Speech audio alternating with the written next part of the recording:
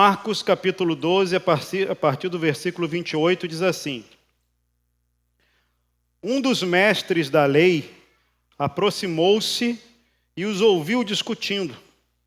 Notando que Jesus lhes dera uma boa resposta, perguntou-lhe: De todos os mandamentos, qual é o mais importante?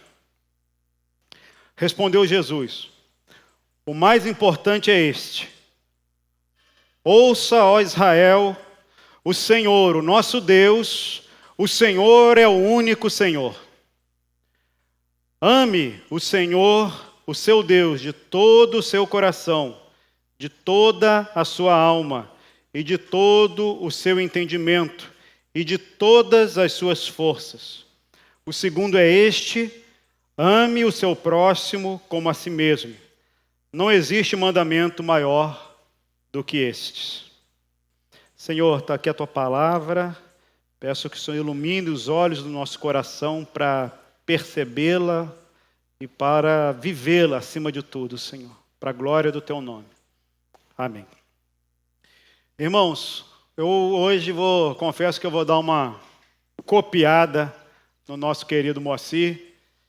A gente tenta copiar algumas coisas, né? E eu vou copiar ele na seguinte estrutura. Eu vou procurar ministrar essa palavra em 2 momentos, tá?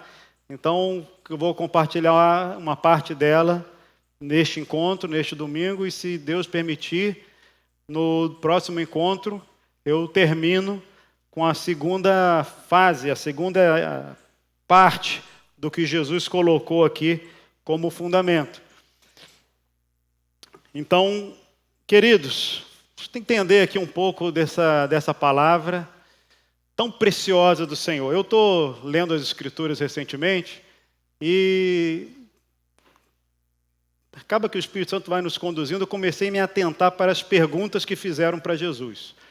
Então, no livro de Mateus tem 12 perguntas muito importantes e eu anotei aquelas 12 perguntas e fico, que coisa preciosa, quanta verdade tem aqui. Tem pergunta de discípulo, tem pergunta de fariseu, tem pergunta de todo tipo, tem pegadinha, tem pergunta séria, E é muito precioso ver como Jesus ministra coisas preciosas, eternas, a partir de perguntas. E aqui foi o mesmo contexto. Chega um discípulo, um fariseu, com uma inquietação. E dentro do contexto aqui do livro de Marcos, acontecem algumas coisas interessantes. Se você pegar um pouquinho para trás, Jesus, ele entrou em Jerusalém montado num bezerrinho. E vocês lembram o que aconteceu? As pessoas pegaram ramos de galhos e começaram a jogar no chão, e começaram a jogar as suas roupas para que Jesus entrasse montado naquele bezerrinho, e todo mundo, Hosana, Hosana, bendito que vem em nome do Senhor. Ele entrou ali como se fosse um rei. E logo depois daquele encontro, os fariseus já, puxa, o que está acontecendo? Esse cara está movimentando. Logo depois ele pega uma cordinha, faz uma trança ali, dizem que demorou um pouco o processo, chega no templo, meu amigo, e sai arrebentando com as mesas de câmbio. Tinha câmbio naquela época, porque tinha os judeus estavam espalhados no mundo todo, vinham para Jerusalém, e as moedas tinham que fazer câmbio, dar do dinheiro de um lado e o dinheiro do outro, e ali tinham os cambistas, as pessoas que vendiam, e Jesus fez aquele azorrague, desfez aquele negócio. E mais ainda os fariseus, por que esse cara está fazendo? Esse cara entrou glorioso, agora acaba com as finanças do nosso negócio. Aí depois disso, depois de ter destruído, os fariseus começam a querer perguntar para ele: com que autoridade você faz estas coisas? Foi uma das perguntas aqui do livro de Marcos. Com que autoridade? Você entra todo aí se achando o rei, e depois agora você desfaz todas as mesas do nosso recurso e dando uma de mais santo do que todo mundo. Com que autoridade vocês fazem essas coisas? Aí Jesus manda aquela afiada, fala assim: olha, se vocês me responderem uma pergunta, eu respondo essa também. Jesus tinha uma sabedoria, né? Incrível. O batismo de João era de Deus ou era dos homens? Aí pronto, faz, ai meu Deus, se eu falo, que é isso? Aí agora vai complicar. Aí foram pegos, né, na iniquidade do coração deles, e aí os fariseus falam assim, a gente não sabe, não podemos responder essa pergunta. Aí Jesus, eu também não vou responder então a sua pergunta. E a partir daquele momento, os fariseus começaram a querer encontrar uma maneira de pegar Jesus. E aí começaram a fazer uma série de perguntas com o objetivo de que ele tropeçasse em alguma palavra. Muito fácil tropeçar, né? Às vezes a Bíblia fala que aquele que não tropeça no falar é perfeito varão, capaz de dominar todo o seu corpo. E Jesus era aquele que não cometeu pecado, nem na sua boca se achou engano, ou nem dolo algum se achou em sua boca. Jesus, imagina que ele nunca falou absolutamente nada fora daquilo que era a palavra de Deus para o momento. Ele nunca fez uma interjeição irada, que a gente fica, por que eu falei isso? Ele nunca gritou com alguém exasperadamente, ele nunca falou uma palavra fora de eixo, era tremendo. E os fariseus, por sua vez, tentaram pegar. Mas, afunilando aqui, curiosamente, esse texto que nós lemos, me parece que essa pergunta aqui não veio como uma pegadinha.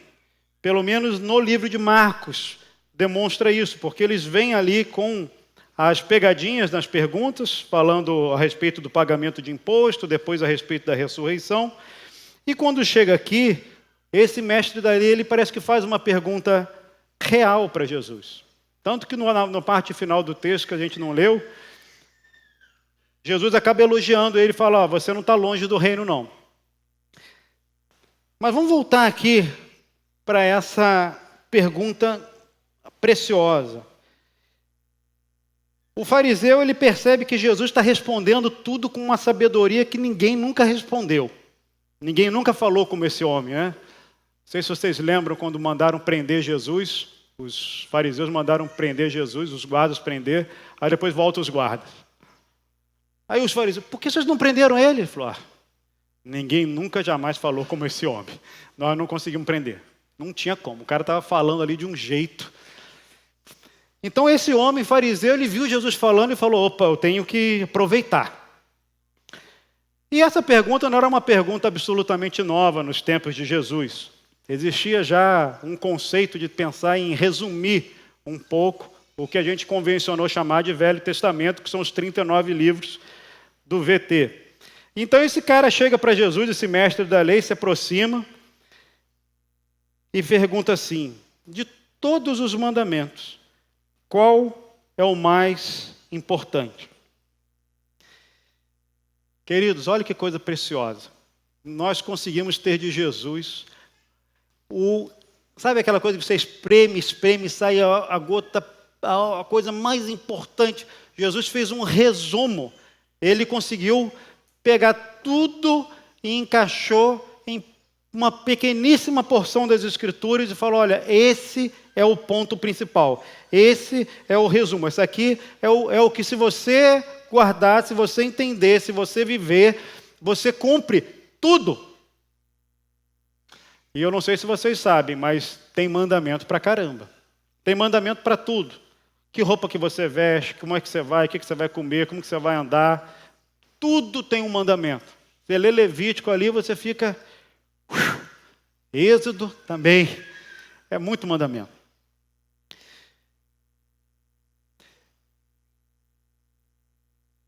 E se naquela época era importante ter resumo, mais é importante ainda na nossa época, né, irmãos? Nós vivemos uma época com tanta informação. Você hoje vai na internet, tem tanta coisa sobre tudo, especialmente sobre mensagens, pregações. Esses dias minha filha falou assim, pai, eu quero fazer um curso de história da igreja. Eu falei, é mesmo, filha? Ela falou, é. Eu falei, filha, na internet tem muita coisa gratuita, vai lá. Tem tudo de graça, está tudo lá. Não, quer fazer um curso, pipipi, papapá. Tem tudo. É impressionante o conteúdo. E nós somos uma geração, queridos, que eu fico pensando, esse dia eu fiquei pensando no cara que desenvolve aquelas introduções das séries. Sabe quando você vai numa série, vai ver e tem uma introdução? O que você faz? Você passa, né? Ninguém quer ouvir aquela introdução. Você passa aquela introdução. Ninguém vê aquele negócio, você não quer perder tempo, você passa aquilo logo. Falaram esses dias que a melhor coisa que inventaram foi o tal de acelerador de áudio do WhatsApp. Poxa, você recebe aquele áudio, você olha 2 minutos. Ai, meu pai, mas agora eu posso acelerar, eu boto em 2. Que maravilha, foi uma maior invenção. Nós queremos a coisa rápida, resumida. A nossa geração, então, essa geração todinho. A gente quer pegar, não botar o leite, Nescau, misturar, não. A gente quer, acabou, está feito. Queremos uma boa saúde. Mas então você tem que fazer uma boa alimentação, uma dieta. Não, eu vou ficar jejum dia sim, dia não, vou tirar. Mas não é assim, tem que ter um processo. Não quero saber de processo. Eu quero coisa rápida. As pessoas querem ficar, né? Hoje está em moda os investimentos, né? Todo mundo quer saber sobre investimento, bolsa. Quer ganhar dinheiro, né? Criptomoedas, todo esse mundo de coisas. Mas, aí você fala, querido, o importante é aportar um pouquinho todo mês, né? Juros compostos, o negócio vai crescendo, o bolo vai crescendo. Não. Imagina se daqui a 10 anos, 20 anos. Que 10 anos, 20 anos? Eu quero comprar aquela criptomoeda que está disparando 1000. A nossa geração é tudo assim, é rápida. Eu quero tudo, eu quero o resumo. Eu lembro quando eu estava na escola, eu não sou exemplo, não, tá? Os filhos aí, fecha o ouvido agora, as crianças. Fecha os ouvidos. Quando eu estava na escola, colégio militar, a palavra principal era: qual é o bizu? Você não queria pegar toda a matéria e estudar. Você falava assim, olha, qual é o bizu? Para onde? Qual é o resumo? Sabe aqueles cadernos de mulher da escola que você fala assim, eu preciso tirar xerox? Antigamente tinha isso, né?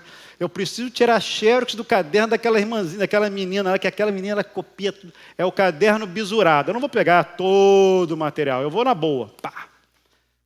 Nós somos assim, nós queremos o resumo, nós queremos a coisa condensada. E Jesus, desde aquela época, parece que ele entendeu esse negócio e falou, vou dar um resumão para vocês, vou dar o flash, vou dar o resumo. E olha o que ele fala, no versículo 29. O mais importante é isso. Ouça, ó Israel, o Senhor nosso Deus, o Senhor é o único Senhor. Que coisa preciosa. Ouça, ó Israel, o Senhor, o nosso Deus, o Senhor é o único Senhor. Interessante Jesus voltar. Para quem não sabe, esse texto está em Deuteronômio, capítulo 6, versículo 4. Nós chamamos esse livro da Bíblia de Deuteronômio, mas o judeu não chama assim, chama de Shema, se não me engano, é ouça. O livro Deuteronômio, para o judeu, é ouça. Por quê? Porque o livro de Deuteronômio já tinha acabado tudo. Né? Vamos entender aqui. Moisés foi, libertou o povo de Israel, 40 anos no deserto. Moisés recebe a lei, libera a lei ali em Êxodo, Levítico, Números. Aí chegam na terra, na boca da terra de Canaã. 40 anos tinham se passado. Toda aquela geração tinha morrido. A geração que tinha saído do povo do Egito tinha morrido. Tinham ficado 40 anos. Todas aquelas tretas, aquelas confusões do deserto tinham passado. E então Moisés, para entrar na terra prometida, ele faz um resumo. Está aí o resumo. Já era um resumo. Deuteronômio é o resumo. A palavra, a etimologia é segunda lei. Era um resumo de tudo que tinha sido dito lá atrás. Então, Deuteronômio todo já é um resumo. Aí Jesus pega o resumo do resumo.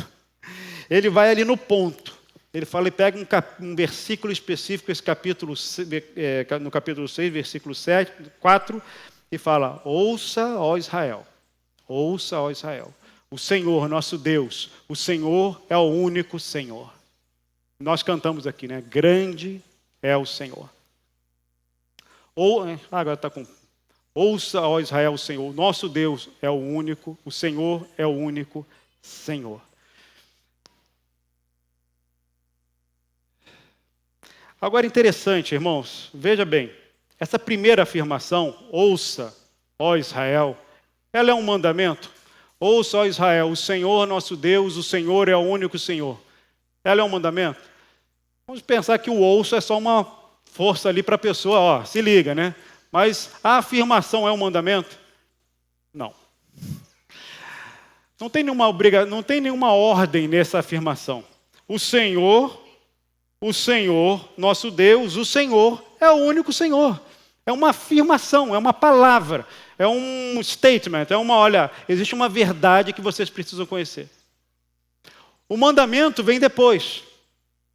Mas Jesus começa o resumo do que a gente está falando. Qual é o resumo de tudo?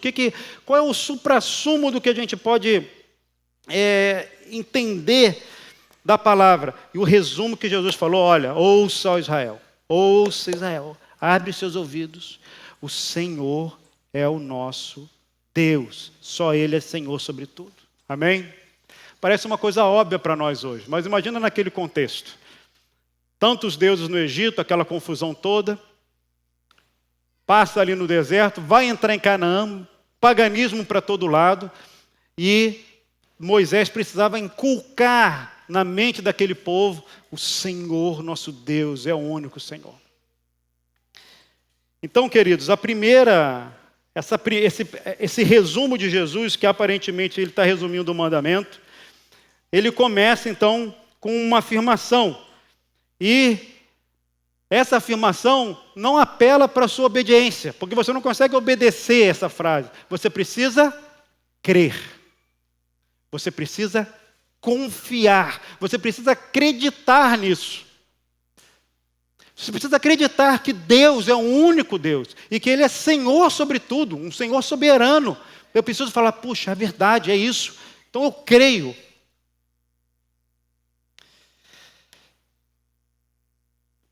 Se vocês forem pensar, irmãos, a história das Escrituras, do Velho Testamento inteiro, é a história de um povo que recebe essa palavra, ó, o Senhor teu Deus é o único Deus.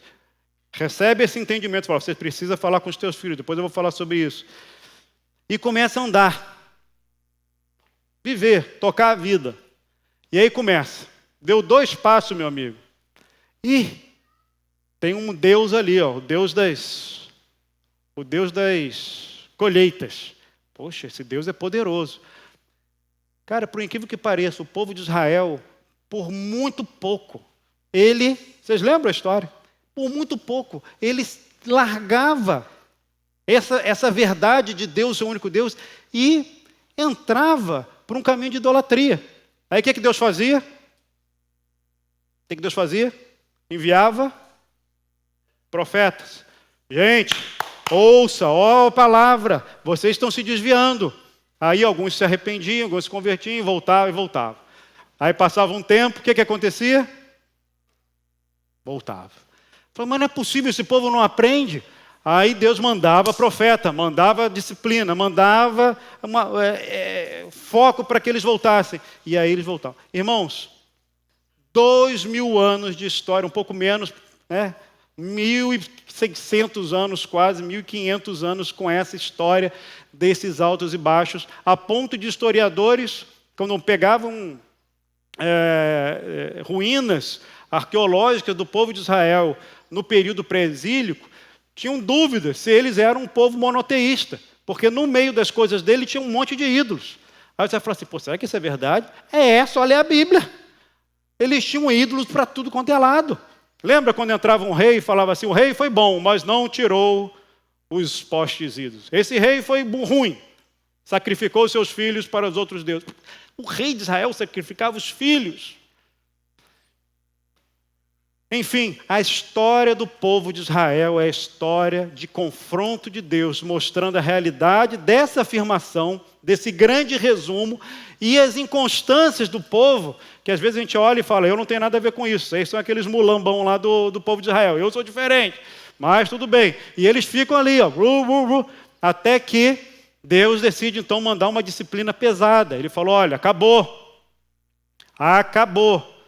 Jerusalém vai ser destruída. E o que eu pergunto para vocês, por que Jerusalém foi destruída? Por causa da idolatria. Jerusalém foi destruída por causa da idolatria. Basta ler os profetas ali que antecederam, Jeremias, Isaías. O Senhor segurou, já tinha destruído as 10 tribos ali, a Síria já tinha invadido, Samaria já tinha sido dominada, só tinha ali Judá e Benjamim e alguns remanescentes de outras tribos que tinham ido para lá, em Jerusalém.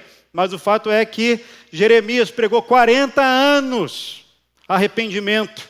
Sabe quantos convertidos? 0. Não tem relato de conversões no ministério de Jeremias. Jeremias foi preso, foi para uma cisterna, sofreu, depois escapa. O fato é que Jerusalém foi destruída. E desde então, aparentemente, o povo de Israel, ele entendeu a lição. E depois que vai para o cativeiro e volta, no retorno ali com Esdras e Neemias, no período interbíblico, né, aquele período dos Macabeus e tudo mais, não teve mais relatos de idolatria aparente. Idolatria aparente. Eu queria ler com vocês aqui, dentro desse texto, dentro desse contexto ainda, desse resumo de Jesus, de ouça, ó Israel, o Senhor nosso Deus, o Senhor é o único Senhor. Eu queria que você abrisse comigo 2 textos mais, que estão no Salmo 115. Você pode abrir aí, se você estiver com Bíblia, você consegue abrir 2 coisas ao mesmo tempo. Se for celular, não. No Salmo 115. E se você quiser abrir já, você também pode depois abrir Isaías 6. Salmo 115 diz assim, eu vou ler até o versículo 8. Não a nós, Senhor, nenhuma glória para nós, mas sim ao teu nome, por teu amor e por tua fidelidade. Porque perguntam as nações, onde está o Deus deles? O nosso Deus está nos céus e pode fazer tudo o que lhe agrada. Os ídolos deles, de prata e ouro, são feitos por mãos humanas. Têm boca, mas não podem falar. Olhos, mas não podem ver. Têm ouvidos, mas não podem ouvir. Nariz, mas não podem sentir cheiro. Têm mãos, mas nada podem apalpar. Pés, mas não podem andar. E não emitem som algum com a garganta. Olha o versículo 8 agora o que diz. Tornem-se como eles, aqueles que os fazem, e todos os que neles confiam. Tornem-se como eles, aqueles que os fazem. Daqui vem a frase, você se torna semelhante àquilo que você adora. Agora abre aí em Isaías capítulo 6, texto muito conhecido, quando Isaías é chamado ao ministério. Eu vou ler a partir do versículo 8, para ganharmos tempo, diz assim, o contexto é aquele contexto que Isaías é chamado para exercer o seu ministério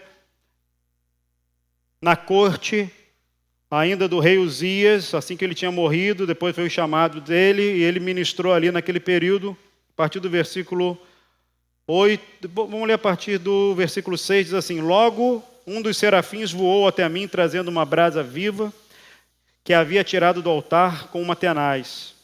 Com ela tocou a minha boca e disse, veja isto, tocou os seus lábios, por isso a sua culpa será removida, e o seu pecado será perdoado. Então ouvi a voz do Senhor conclamando: quem enviarei? Quem irá por nós? E eu respondi: eis-me aqui, envia-me a mim. Ele disse: vá e diga a este povo. Olha o que Isaías foi enviado a dizer, irmãos. Estejam sempre ouvindo, mas nunca entendam. Estejam sempre vendo e jamais percebam. Torne insensível o coração deste povo. Torne surdos os seus ouvidos e feche os seus olhos, que eles não vejam com os olhos, não ouçam com os ouvidos e não entendam com o coração, para que não se convertam e sejam curados. Queridos, há uma relação, os estudiosos já entendem que há uma correlação muito grande do Salmo 115 que nós lemos, daquelas pessoas que criam ídolos e que depois esses ídolos não podem falar, eles não podem ver, eles são inertes. E tem uma correlação com esse versículo 8 que diz que as pessoas que fazem esses ídolos e que confiam nelas, eles se tornam semelhantes a esses ídolos. Mas semelhantes em que sentido? Como é que eles vão virar uma estátua? E depois Isaías aqui, então, ele traz esse outro elemento quando ele diz: olha, vocês vão ouvir, mas não vão entender. Vocês vão ver, mas não enxergam. O seu coração vai ser surdo e seus olhos fechados. Jesus, ele pega esse texto, entendam isso, vejam isso. Jesus pega esse texto de Isaías, esse texto que está associado a um contexto de idolatria desse Salmo 115, e aplica nos tempos dele, falando para aquelas pessoas que estavam ouvindo, falando: olha, eu estou aqui, mas eu falo e vocês não ouvem. Vocês enxergam, mas vocês não conseguem perceber. Vejam, Jesus curava as pessoas, e as pessoas olhavam e falavam assim: não sei o que acontecia, as pessoas não conseguiam ver, elas eram cegas para discernir com clareza o que estava acontecendo. Algumas pessoas, veja bem, algumas pessoas.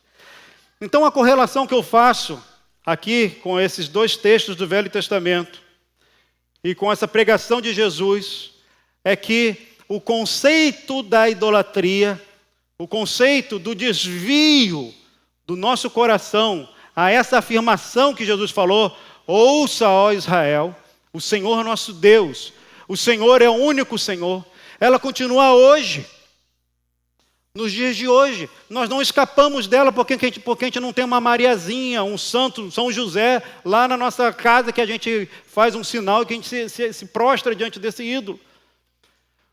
Existe uma relação de ídolos do coração, que depois Ezequiel, que foi um profeta pós-exílico, percebeu e falou: olha, vocês têm ídolos, não aparentes, mas têm ídolos nos seus corações.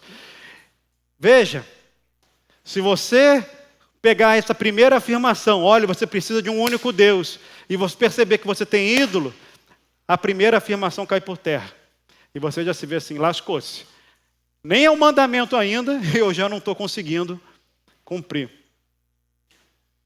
Essa história de ídolos do coração dá pano para manga, para mais de metro. Eu vou dar só uma pincelada.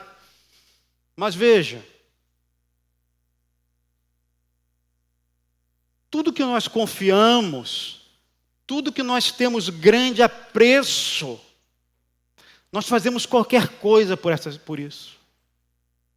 Veja, você tem uma reputação de um grande profissional, né, uma pessoa de mercado. Se você acontece alguma coisa que essa reputação pode ser manchada, a tentação de você mentir para esconder é enorme. E se você não tiver com o teu coração absolutamente em Deus, você vai mentir. Sem pestanejar, eu diria. Porque a tua reputação vai ser muito mais importante do que um valor menor para você. Família, filhos.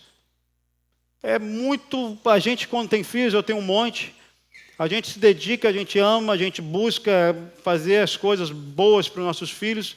É muito fácil a nossa família, nossos filhos, os sonhos que nós temos por eles, tomarem um espaço tão grande na nossa dimensão pessoal, que a gente poderia fazer muita coisa errada por isso. Ídolos. Não é à toa que Deus pediu Isaque para Abraão. O único filho, o filho da promessa. Ele falou, preciso ver como é que está esse coração, para saber se você está realmente... Olha que coisa.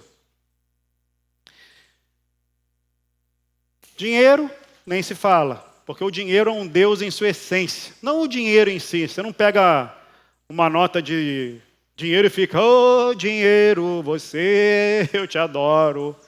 Obviamente a gente não faz isso.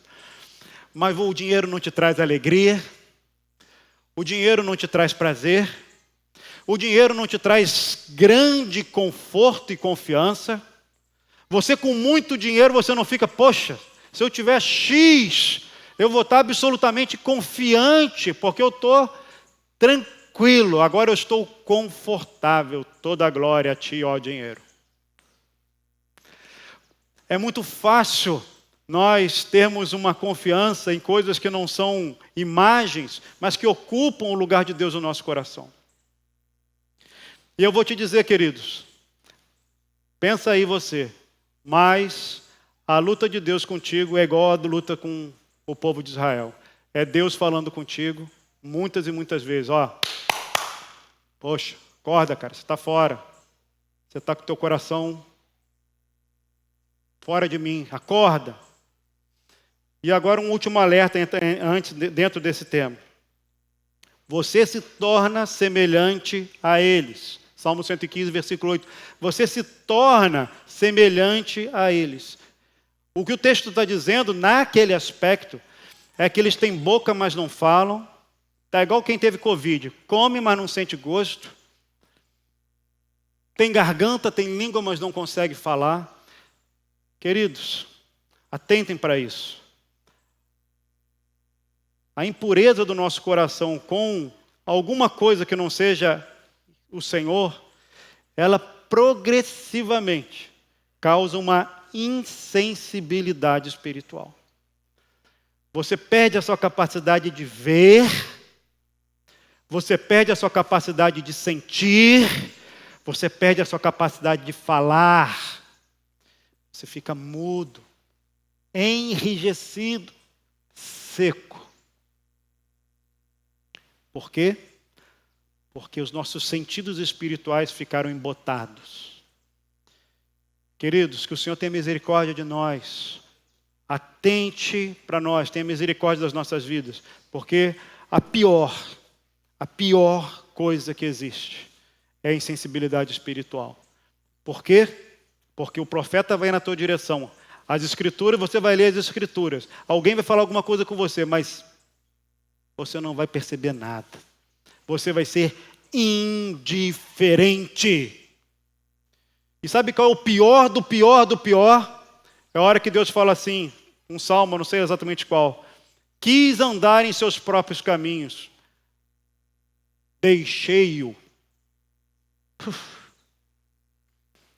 Quis andar em seus próprios caminhos. Tanto fez. Deixei-o. Imagina. O próprio Deus falou, toca teu rumo, meu amigo. Agora é contigo. Então, queridos, o que Jesus fez aqui nesse resumo para esse fariseu, ouça, ó Israel, o Senhor nosso Deus é o único Senhor, é um statement, é uma declaração absoluta e que virou o primeiro mandamento, né, de não terás outros deuses diante de ti. É uma declaração fundamental para a nossa vida que tem desdobramentos profundos na nossa vida. Mas vamos avançar para a glória de Jesus. Ok. Voltar para Marcos 12. Ok. Eu entendi que a primeira afirmação não é um mandamento, é uma declaração de fé que eu preciso crer, confiar e estar atento, para que não haja nenhuma sujeira, nenhuma impureza, nada que ocupe esse lugar de Deus no meu coração. Mas e o mandamento? Não tinha uma história do mandamento? Tem. tem uma história do mandamento. O mandamento diz assim: ame o Senhor seu Deus de todo o seu coração, de toda a sua alma e de todo o seu entendimento e de todas as suas forças. Aqui o café inverteu um pouquinho, né? Ah, não, deu sim. É que no Deuteronômio que não dá. Isso aqui fica direitinho, café. Todo o seu coração, de toda a sua alma, de toda a sua força, de todo o seu entendimento. Me ocorreu, irmãos, uma palavra que o Moacir me deu há muitos anos atrás, sobre a nossa caminhada no Evangelho, que a fé e a obediência, elas não são coisas distintas que podem ser separadas com facilidade. A fé e a obediência são duas faces da mesma moeda. Então, espera aí, o que é essa moeda? Não, essa moeda é fé, não, essa moeda é obediência. Não, ela é uma coisa única, ela está amalgamada. E esse texto de Jesus parece muito isso. Ele apela à tua fé e depois ele te manda fazer alguma coisa. Então começa no coração, fé, preciso crer, preciso confiar, quem é esse Deus? Tal, e depois ama. Aí, peraí, agora é o mandamento, agora chegou. Ama o Senhor teu Deus. Todo o coração, de toda a sua alma, de toda a tua força e de todo o seu entendimento. Então, essa resposta dupla mostra aí essa conexão de fé e obediência. Agora vamos ver esse mandamento que resume tudo. Veja que eu estou na primeira parte, tá, irmãos? Hoje eu só vou falar sobre amar a Deus. Pela graça de Deus, eu vou falar sobre amar o próximo. No próximo encontro, que aí resume toda a lei e os profetas.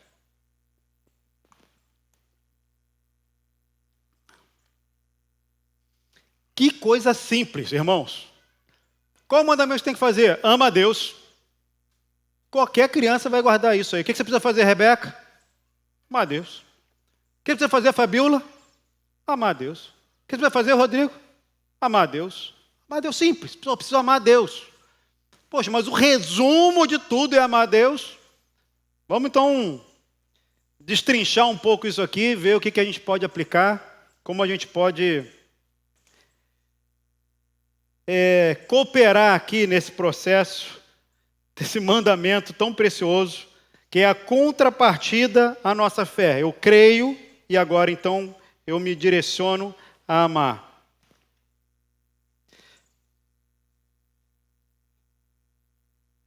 Aí eu escrevi aqui assim, uma coisa que sempre me inculcou. Como é que eu faço para gostar de Deus? Quando a gente fala amar, é uma coisa complicada, né? A gente fala assim, não, amor não é sentimento. Ok, amor não é sentimento, mas não é menos do que sentimento. Ou seja, tem sentimento no amor, concorda? Você não pode definir todo o amor pelo sentimento, concordo. Mas você não pode dizer que não tem sentimento dentro do amor.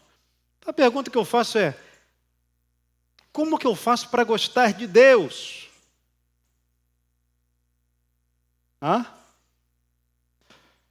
Não tenta ver meu papelzinho não, tá? Espera aí. Está respondendo aí, pegou cola aqui no meu papel, né? É curioso, porque gostar de alguma coisa, parece que a gente nasce com gostos. Né? Poxa, eu gosto de, sei lá, camarão. Poxa, mas minha família não gosta de camarão. Então lá em casa, ah, coisa boa, né? Camarão é uma beleza. Mas tem gente que não pode nem comer camarão, que tem alergia a camarão. Quem aqui assistiu uma mocinha que estava lá em casa? Rebeca, que tinha uma fake news lá que ela carregou na vida dela, que ela era alérgica a camarão. Eu falei, ela disse que eu que falei, mas é lenda. Eu gosto de camarão, tem gente que gosta de carne, é um gosto. Porque em algum momento você teve apreço por aquilo ali, eu gostei, eu gosto de praia, eu não gosto de praia, eu gosto de montanha, de friozinho. Eu gosto de música agitada, não, eu gosto só de MPB. Eu gosto. Gostos. A pessoa tem até a frase, né? Gosto não se discute, gente. Tem gente que gosta até do Vasco. Fazer o quê? Eu não posso falar nada. Tem até um tricolor ali, coitado. Veio também aí, entendi. Veio visitar com essa camisa aí, enfraqueceu. gostos. Aí Deus fala assim, olha, ouça o Senhor, seu Deus é o único Senhor. Pronto, acabou. Não tem outro Deus, não tem história, Deus é soberano. E ele pega e fala assim, eu quero que vocês me amem. Não sei, eu nunca pensei isso não, mas às vezes você pode ficar assim, caramba, mas pô, Deus, será que Deus precisa disso? Será que Deus tem alguma necessidade que precise ser preenchida? Será que tem alguma coisa que Deus precisa, né? Eu vou falar para vocês, irmãos. Estava pensando nessa palavra, porque imagina um pai que descobrisse que, sei lá, 5 maçãs por dia para um filho seria, você depois de comer 5 maçãs, você não vai mais precisar do médico, todos os seus problemas de força vão ser resolvidos, você vai ser o mais inteligente da escola e você vai crescer com Deus, tudo de bom, só 5 maçãs. Aí você, como pai, fala assim, eu quero que você coma 5 maçãs, tá? É bom ou não é comer 5 maçãs para a pessoa? A pessoa não vai ter, esse filho não seria pleno? É muito mal comparado, né, nessa alegoria, é o que Deus fala para nós. Se você me amar, aparentemente parece uma coisa, poxa, me ame. Poxa, mas Deus, se você amar a Deus, o seu coração se irriga de tanta preciosidade, de tanta, vamos pensar, felicidade, que o melhor mandamento que Deus poderia te falar é esse. De todos os outros, me ame, que, cara, está tudo resolvido. Me ame, que está tudo certo, está tudo abençoado. Então, por isso que esse resumo é tão forte, porque, acabou, me ama. Quem amou a Deus de forma intensa e plena nessa terra? Jesus. A Bíblia fala que Jesus, ele recebeu um óleo de alegria que como a nenhum dos seus companheiros. Tamanha era a sua alegria e felicidade. Por que Jesus era pleno em sua alegria e em sua felicidade? Porque o seu coração era absolutamente preenchido em devoção a Yahvé, seu Pai. E esse amor fluía plenamente para o Pai. Então ele era cheio de alegria, de verdade, de justiça, de amor. Então, queridos, eu queria ser um pouco prático agora, para a gente já partindo aqui para a reta final. Eu queria traçar aqui, tecer alguns pontos práticos para que a gente pudesse crescer nesse amor a Deus, já que isso é o resumo de Jesus, é o famoso sumário executivo, é o bizu final de tudo que você precisa ter. Primeiro, conhecendo fatos sobre ele. Aí a Ellen acertou aqui, ela cantou a pedra, pegou a minha cola. Porque afinal de contas, irmãos, como é que eu vou fazer para amar, para gostar mais desse Deus? Eu preciso conhecê-lo. Quanto mais eu conhecê-lo, quanto mais eu discerni-lo, mais eu vou ter a possibilidade de amá-lo. Enquanto eu não conheço esse Deus, né, fazer igual lá os gregos ali de Atenas, ao Deus desconhecido. Tinha um Deus, mas eu não conheço esse Deus. Então, conhecer a Deus, conhecer fatos sobre Ele, sobre a sua pessoa, histórias sobre Deus, entender o caráter de Deus, sabe, como que Deus age em determinada situação, como que Deus age com relação ao pecado, aliás, de determinada forma, como que Jesus agiu com a mulher que foi pega em flagrante adultério, agiu de um jeito, como que Jesus agiu com os fariseus, agiu de lá, entendendo que Jesus, rapaz, temos um concorrente aqui, hein? Passarinho abençoado. Jesus é a imagem do Deus invisível, ou seja, tudo que você pode conhecer de Deus está na pessoa de Jesus. Então, a gente olhar para Jesus, a gente conhece Deus, a gente conhece tudo sobre Ele, todos os detalhes. Então, conhecer fatos sobre Jesus, sua pessoa e seu caráter, faz com que a gente possa começar a se afeiçoar. Eu não sei, né? Mas quando você quer começar a se aproximar de alguma coisa que você tem algum interesse, você começa a ter o quê? Você gasta mais tempo com aquela coisa ou com aquela pessoa, né? Como vocês fizeram a corte aí com os seus respectivos. Pô, fulaninho, pô, o cara ali é pedra 90, aquela menina ali é de Deus. O que você faz?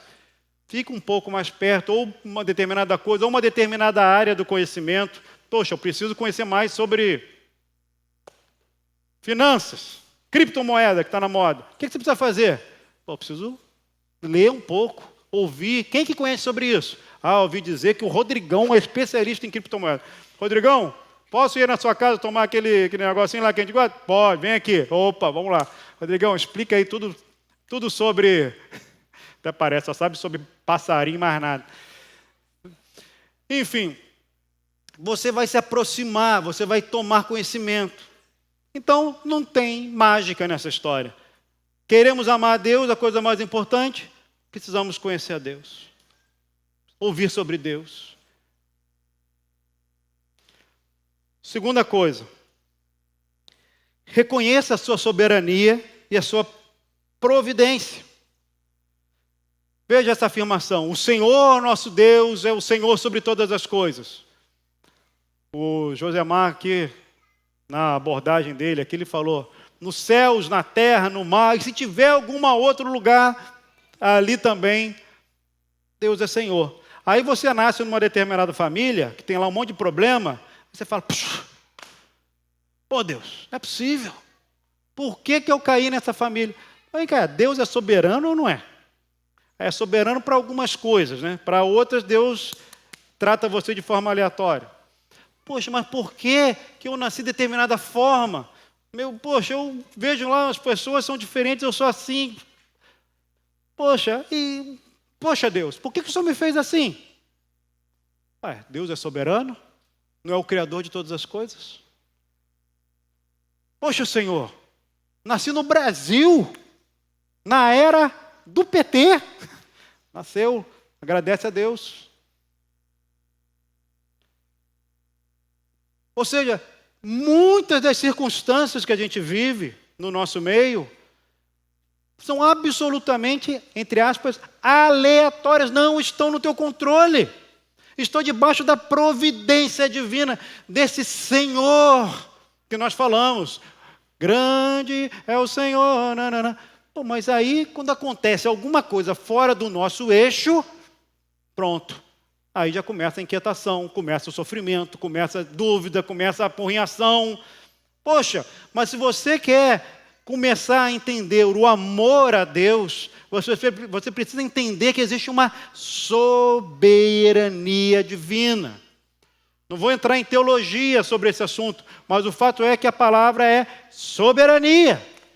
Existe alguma coisa que acontece, esse vento bateu, essa folha mexeu, isso está fora do controle de Deus? O passarinho fez um ninho aqui, voou, isso está fora do controle de Deus?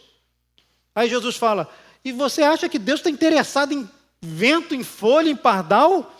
Vocês não sabem que vocês valem muito mais do que pardais? Por que vocês ficam preocupados com a vossa vida? Quanto que vocês vão ganhar? Quanto vocês vão vestir? Com quem que vocês vão casar? Qual vai ser o seu futuro? Qual vai ser o seu destino? Deus é soberano sobre todas as coisas. Se você se internaliza esse ponto, você já começa a falar, o Senhor, nosso Deus, é soberano sobre todas as coisas. Amém? Então você começa a falar, Senhor, eu te amo. Eu não te conheço e às vezes eu não entendo os seus caminhos. Mas eu quero falar, eu reconheço. Provérbios fala assim, reconhece-o em todos os seus caminhos e ele endireitará as suas veredas. Então há um reconhecimento, há uma percepção de que Deus é soberano. E faz, e acontece, e acabou. Mas eu não posso fazer nada. Pode, você pode se sujeitar à vontade de Deus. Enquanto você lutar contra a vontade de Deus, dura coisa é recalcitrares contra os aguilhões, que foi o que falaram para Paulo. Paulo lutou contra a vontade de Deus, quis perseguir a igreja, quis levar os crentes a... Sabe o que Paulo fazia? Ele pegava um crente e falava assim, amaldiçoa Jesus, blasfema. Enquanto o cara não blasfemava, ele não deixava. Olha o que Paulo fazia. Ele levava os irmãos a blasfemar contra Deus.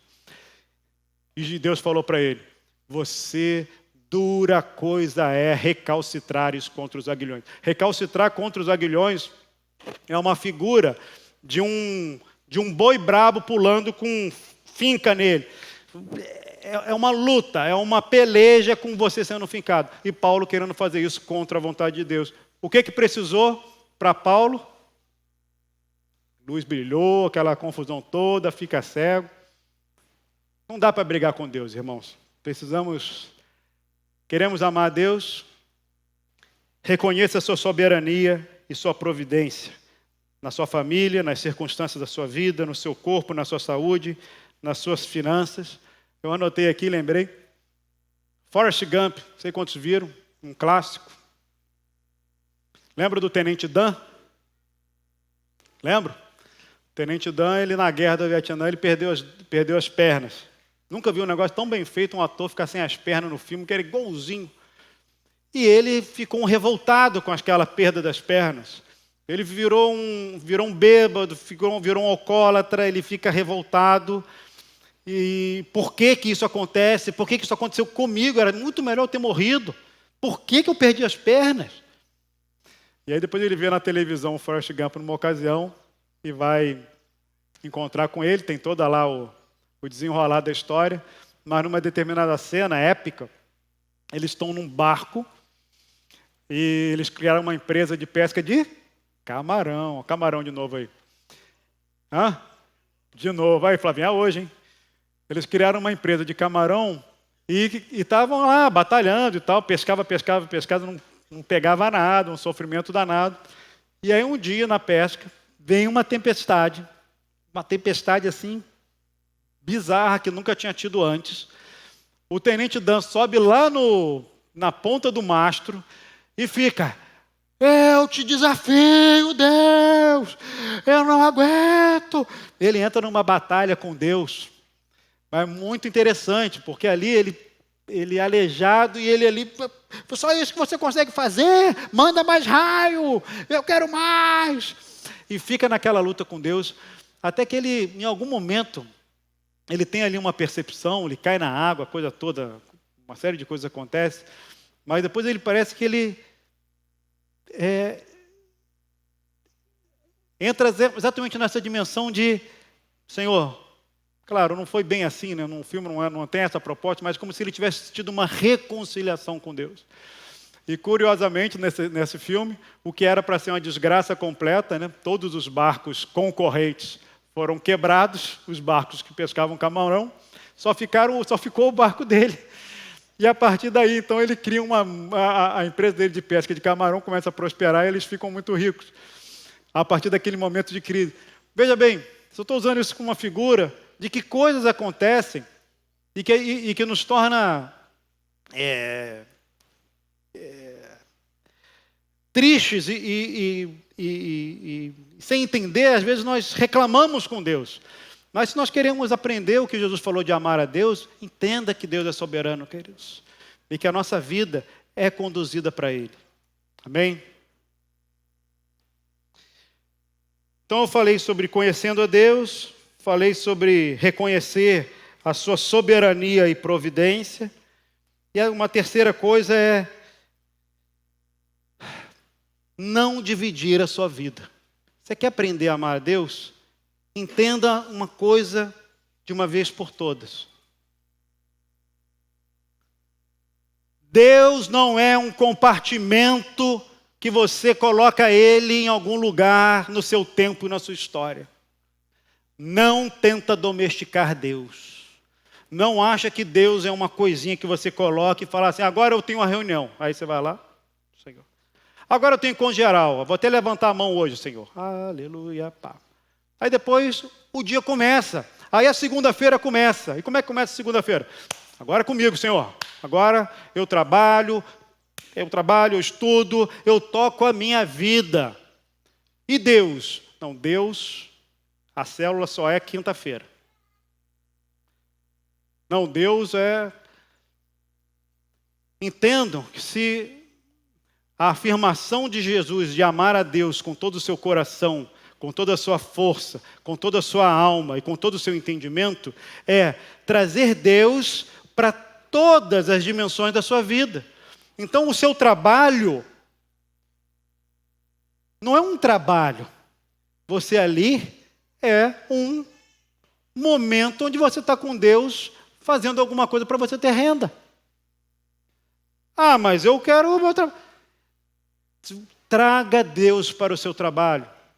Traga Deus para a sua escola. Traga Deus para os seus estudos. Traga Deus para o seu relacionamento. Traga Deus para a sua comida.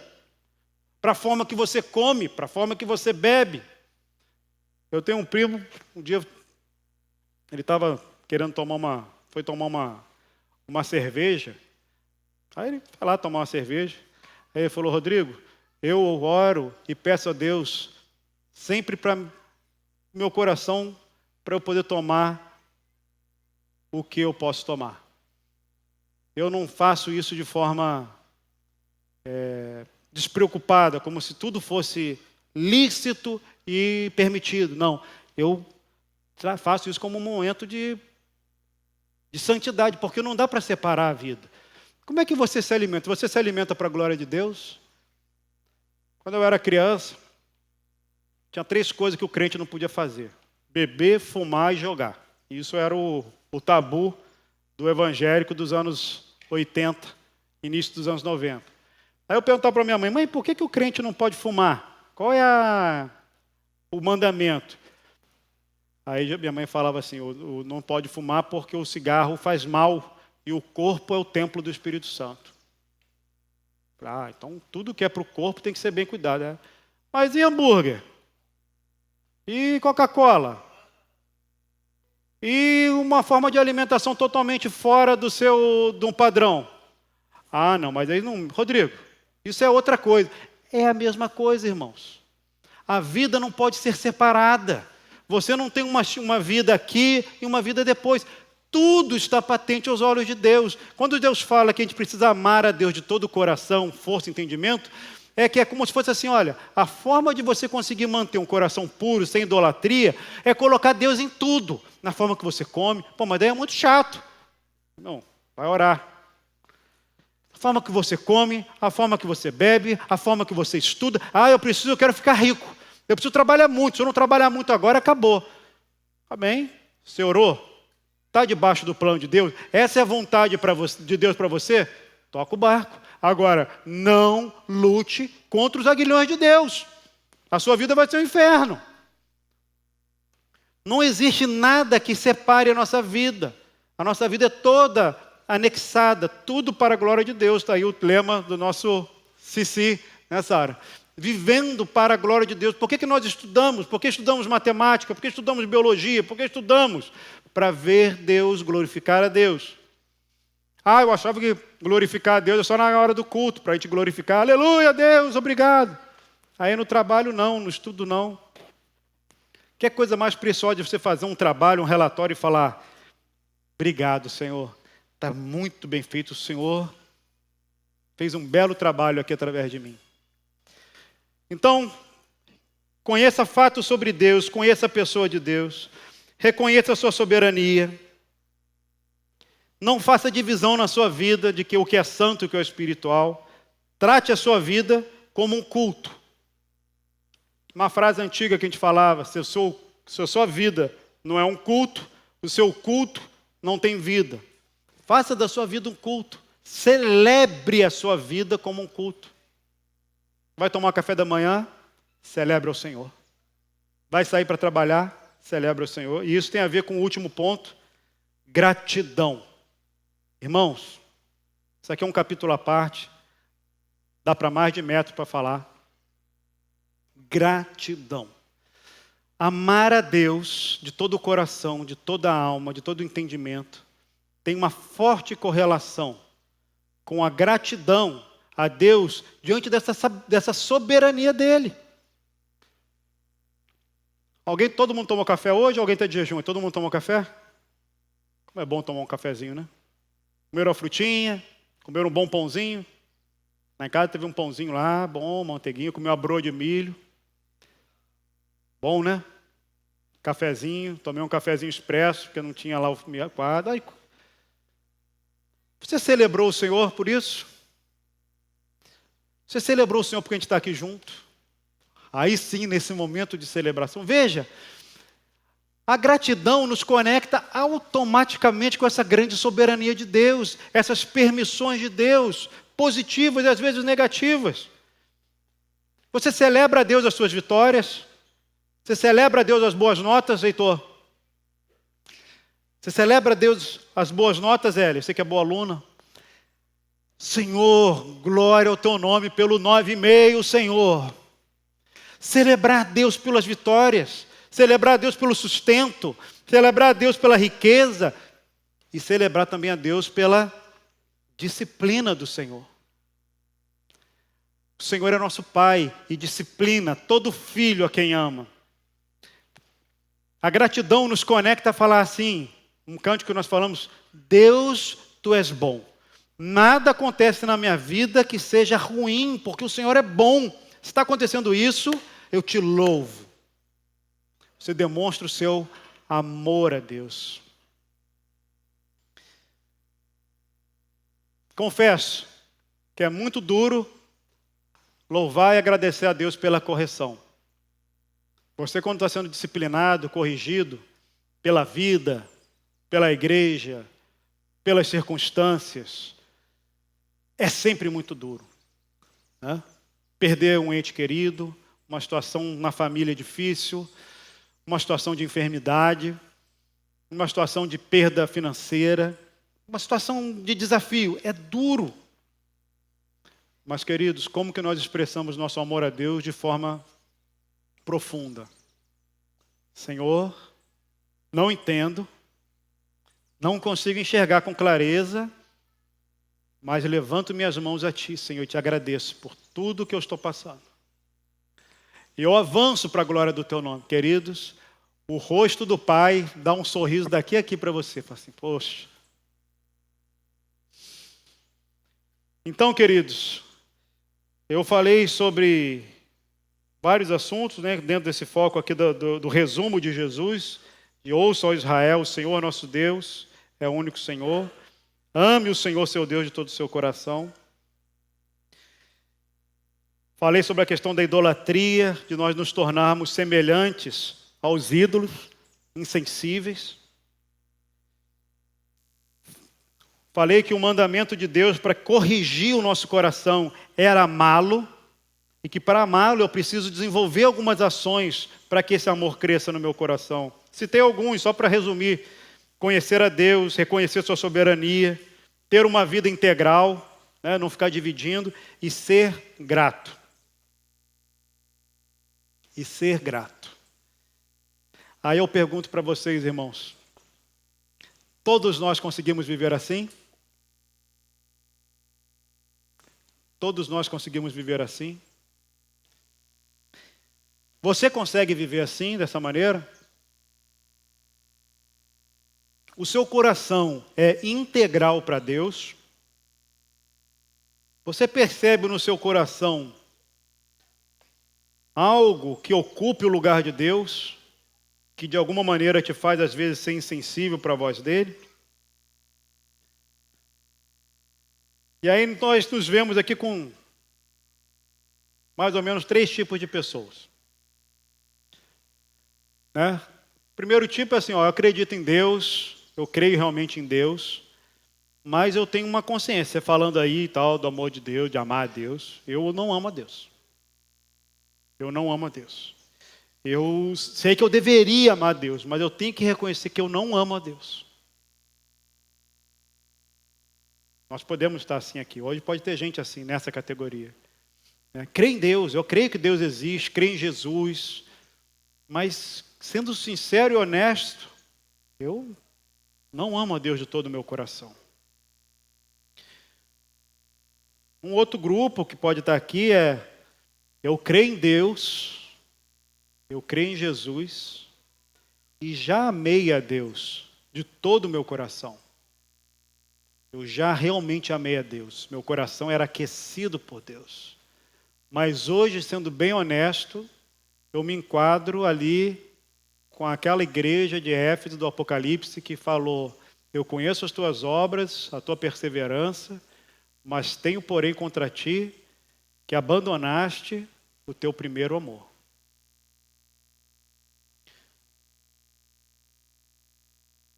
E também nós podemos estar hoje aqui amando intensamente, vivendo para Deus, de uma maneira plena para glorificar a Deus. É claro que a gente sempre vai fazer umas ressalvas com a nossa própria vida. E a gente se enquadra e com humildade a gente se coloca diante de Deus. Mas a pergunta que eu faço é: onde você está? Como está o seu coração diante do Senhor? Hoje é domingo e a segunda-feira está aí. Para muitos aí, os pais e filhos, o ano letivo começa, a vida começa, o ano começa. Vamos atropelar o ano, vai ser mais um ano, bora, vamos tocar, toca a vida. Ou nós vamos parar, falar: Senhor, eu vou aproveitar esse momento, som do meu coração. Eu quero de fato, me apropriar dessa palavra, à luz do que está sendo dito. Como está meu coração?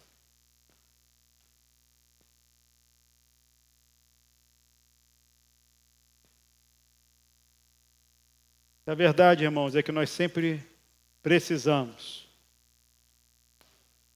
de um toque do Senhor para nós. Nós somos ovelhas do Senhor. O Senhor tem trabalhado com a nossa vida, mas constantemente nós nos desviamos aqui e ali e precisamos do toque, da ação de Deus. Eu queria te desafiar nessa manhã a colocar o teu coração diante do Senhor, de forma intencional. Não passar batido pela vida, mas de forma intencional. Se colocar: Senhor, há ídolos no meu coração. Eu realmente estou percebendo uma insensibilidade, eu não ouço mais a tua palavra como eu ouvi. Eu leio e não vem mais nada, nenhum versículo mais salta ao meu coração como era no passado. Eu já não oro há muito tempo, eu não consigo parar e orar, eu não tenho mais alegria na oração. Eu não tenho mais meu coração aquecido para essas coisas. Mas eu quero te dar uma boa notícia, uma boa nova. Um texto de Deuteronômio, capítulo 30, versículo 6. Vou ler na King James, em português. Diz assim: Yahvé, teu Deus, desimpedirá a tua alma, como se circuncidasse o teu coração e as entranhas da sua descendência, para que aprendas a amar o Senhor teu Deus com todo o amor do teu coração e toda a vontade da tua alma e vivas plenamente. Vou ler de novo, queridos, esse texto. Presta atenção. Yahvé teu Deus desimpedirá a tua alma, como se circuncidasse o teu coração e as entranhas da sua descendência, para que aprendas a amar o Senhor, teu Deus, com todo o amor do teu coração e toda a vontade da tua alma e vivas plenamente.